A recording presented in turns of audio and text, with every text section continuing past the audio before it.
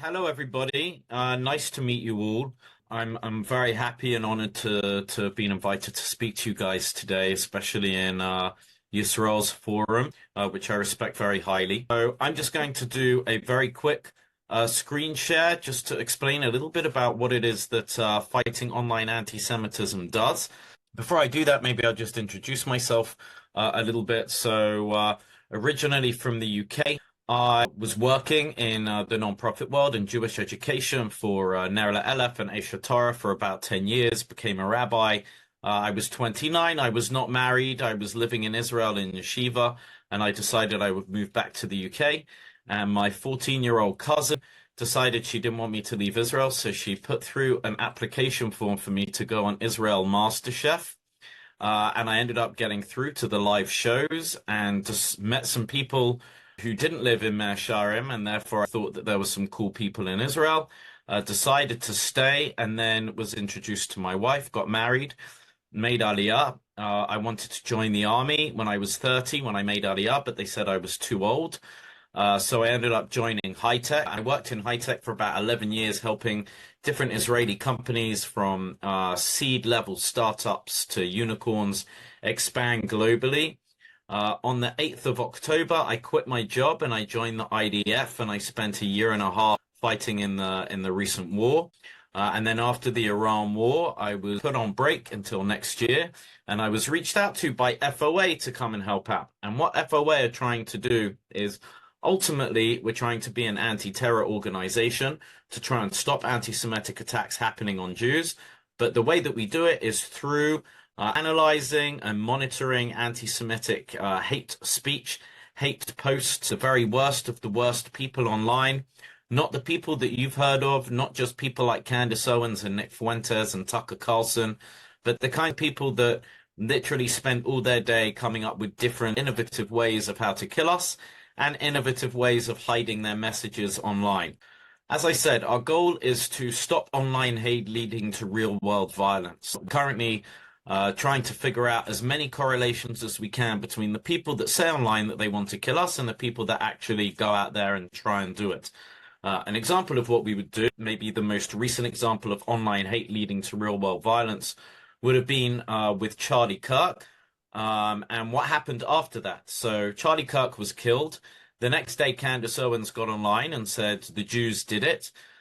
Within 12 hours, there were over 2 million posts online saying, therefore, we should kill all of the Jews. Most of those people, 99.9% of those people, are just an emotional response because they actually believe Candace Owens and therefore believe that Israel killed Charlie Kirk.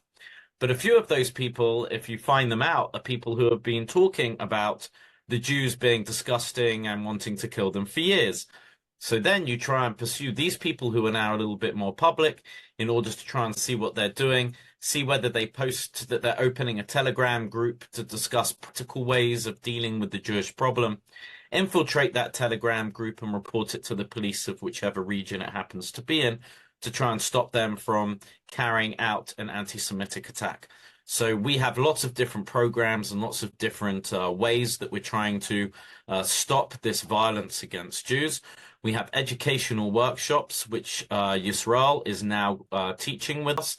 He's dealing with the whole aspect of trying to understand the roots of Islamic fundamentalism and how it is still prevalent very much so today, and what they use, what different tropes they use to try and hide their identities. But you know, it's the same old people who have been doing it since Muhammad came into the world. Monitoring online content, all of the different social media platforms, infiltrating different hate groups, whether it will be giving people burner phones to be able to infiltrate a signal group for a neo-Nazi group that's in Australia at the moment, or a Telegram group that's pro-Hamas that's based in London. We have an AI platform that we've developed, which analyzes all this information to make sure that it fits into the parameters of what the platforms say, because obviously you can't remove anything from online unless the platform consider it to be hate speech. And therefore, we're trying to change different policies, both within the platforms as well as globally with different governments in order to change hate speech. Unfortunately, my country, the UK, has messed this up for everyone because they were the first Western country to have very strong anti-hate speech laws, and then they abused it and started arresting comedians for absolutely no reason whatsoever.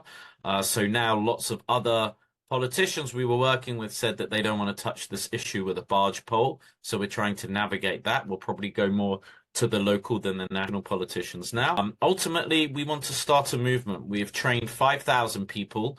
2,000 of them so at the moment are actively monitoring. 200 of them are our super monitors who will do like 2 to 3 hours of monitoring a day voluntarily. The majority of people around the world don't even realize how many hours they spend on social media. And if we can get, especially the youth, but all ages, to spend half an hour a day trying to hunt down those people that want to hurt us and trying to silence their voices in order that we can save people, theoretically, you can be sitting there eating your breakfast and report a post, and you could have saved somebody's life without even realizing it. That's the power of what we're doing. And consequences, we want people who post this stuff to realize that there are real world consequences.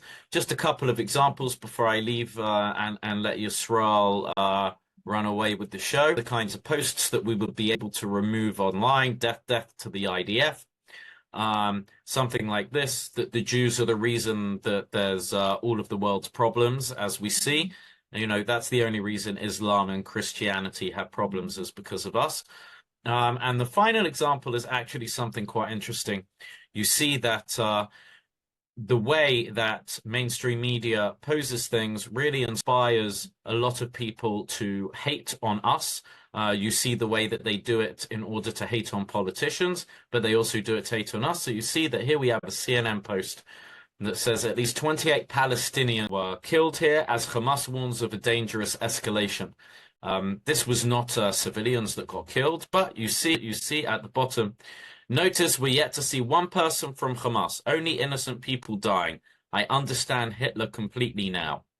So you see that even the CNN is posting the Hamas talking points, and that leads to random people thinking, yes, it's okay now to kill all of the Jews because of that.